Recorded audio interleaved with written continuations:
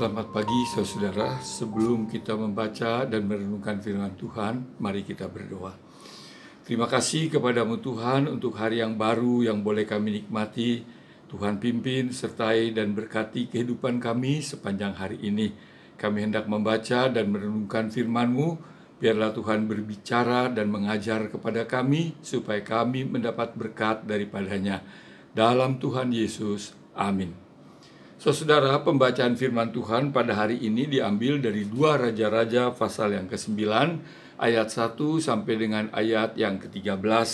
Tetapi saya hanya akan membacakan dari ayat 4, 5, dan 6 dari 2 Raja-Raja 9 tadi yang mengatakan demikian. Lalu Nabi muda itu pergi ke Ramot Gilead. Setelah ia sampai, maka tampaklah panglima-panglima tentara sedang duduk berkumpul. Lalu ia berkata, "Ada pesan kubawa untukmu, ya Panglima." Yehu bertanya, "Untuk siapa dari kami sekalian?" Jawabnya, "Untukmu, ya Panglima." Dan lalu bangkitlah Yehu dan masuk ke dalam rumah. Nabi muda itu menuang minyak ke atas kepala Yehu serta berkata kepadanya, "Beginilah firman Tuhan Allah Israel. Telah kuurapi engkau menjadi raja atas umat Israel, yaitu umat Tuhan." Saudara, pembacaan firman Tuhan tadi menceritakan kepada kita tentang Yehu yang diangkat oleh Tuhan melalui pengurapan dari seorang nabi untuk menjadi raja. Dan dikatakan pada satu saat atas perintah daripada Nabi Elisa, maka seorang nabi muda pergi mendapati perwira atau panglima tentara yang sedang duduk-duduk, dan dia mengatakan mencari orang yang bernama Yehu. Dan kemudian setelah bertemu dengan Yehu, dia mengurapi Yehu sambil berkata, "Beginilah firman Tuhan, telah kuurapi engkau menjadi raja atas umatku, yaitu Israel." Jadi kita lihat di sini saudara, Yehu diangkat menjadi raja atas Israel bukan terutama dan pertama-tama atas dasar keinginan, usaha, dan perjuangannya. Tetapi yang pertama-tama dan terutama itu atas penetapan oleh Tuhan melalui pengurapan seorang nabi Tuhan. Saudara, kalau kita menengok ke belakang, ada 2 raja yang pertama di antara orang-orang Israel, Saul dan Daud, yang saling berbeda.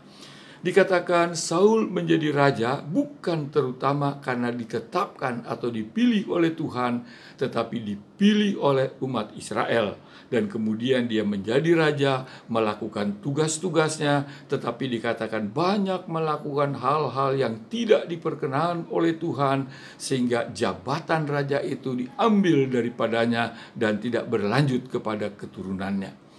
Pada pihak lain diceritakan tentang Daud. Daud menjadi raja atas umat Israel bukan terutama karena keinginan, karena usaha, karena perjuangannya, tetapi melalui penunjukan oleh Tuhan, diurapi oleh Nabi Samuel.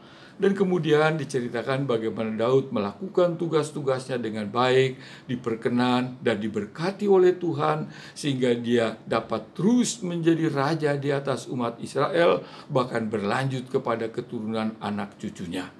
Jadi kita melihat saudara ada kemiripan antara Yehu dengan Daud, yaitu mereka sama-sama memegang jabatan yang begitu penting selaku raja atas umat Tuhan Israel, bukan terutama karena keinginan dan usaha mereka, tapi terutama adalah karena Tuhanlah yang menetapkannya.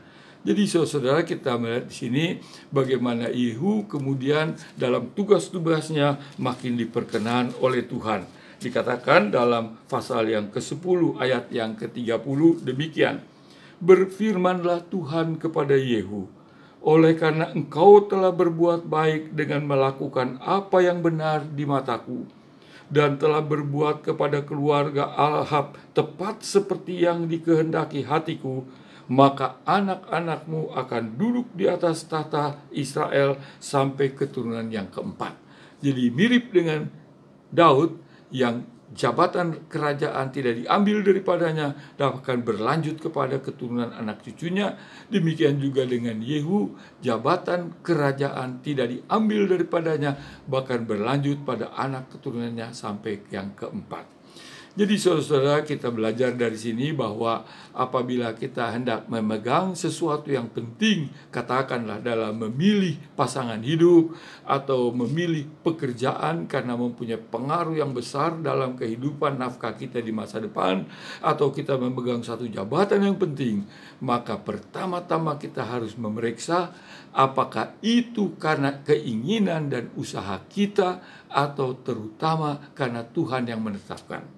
Kalau memang benar-benar itu semua terjadi karena Tuhan yang memberikan, karena Tuhan yang menetapkan, maka kita boleh berharap akan pertolongan dan berkat Tuhan, sehingga segala yang kita kerjakan dalam kaitan dengan posisi tadi akan menjadi berkat bagi kita, akan menjadi berkat bagi orang lain, dan akan memuliakan Tuhan. Biarlah hal ini kita perhatikan dan kita laksanakan dalam kehidupan kita. Tuhan memberkati. Kita berdoa. Terima kasih kepadamu Tuhan untuk firman-Mu. Tolonglah kami supaya kami dapat memahami dan melaksanakan firman Tuhan itu, agar dalam kehidupan, terutama dalam hal-hal yang penting, kami selalu mengandalkan Tuhan, mencari kehendak Tuhan, sehingga kami dapat berharap berkat dan pertolongan Tuhan dalam pekerjaan kami, dalam keturunan kami, seperti Yehu, seperti Daud tadi. Terima kasih Bapa, biarlah Tuhan berkati kehidupan kami sepanjang hari ini dan keluarga kami. Amin. Tuhan memberkati.